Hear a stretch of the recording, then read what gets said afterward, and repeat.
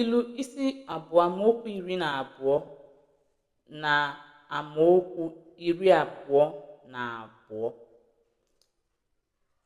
Ịnapụta gị n'ụzọ onye ọjọọ n'aka mmadụ na-ekwu okwu ịgbakụta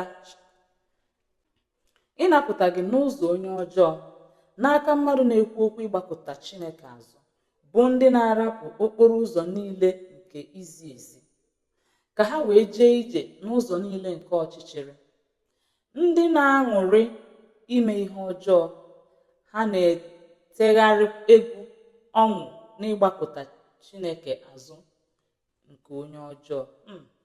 Ka anyị gụọ ya ọzọ. Ndị na-aṅụrị ime ihe ọjọọ, ha na-etegharị egwu ọṅụ n'ịgbakụta Chineke azụ nke onye ọjọọ. Ndị okporo ụzọ niile ha gbagọrọ agbagọ, ha na-esihiekwa n'ụzọ niile ha.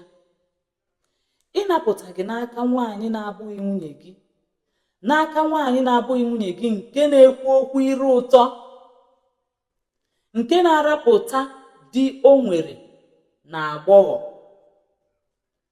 ọgbụgba ndụ nke Chineke ya kwa o chezọwo ya.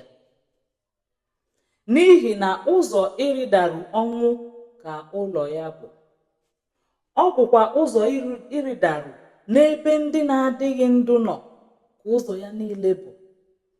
Ndị niile nke na-abakwuru ya ha adịghị alata, ha adịghị erukwa okporo ụzọ niile nke ndụ, ka ị wee jee ije n'ụzọ ndị dị mma, debekwa okporo ụzọ niile nke ndị ezi omume, n'ihi na ndị ziri ezi ga-ebi n'ụwa, ndị zuru oke ga-afọdụkwa n'ime ya, ma ndị na-emebi iwu ka a ga-ebipụ n'ụwa.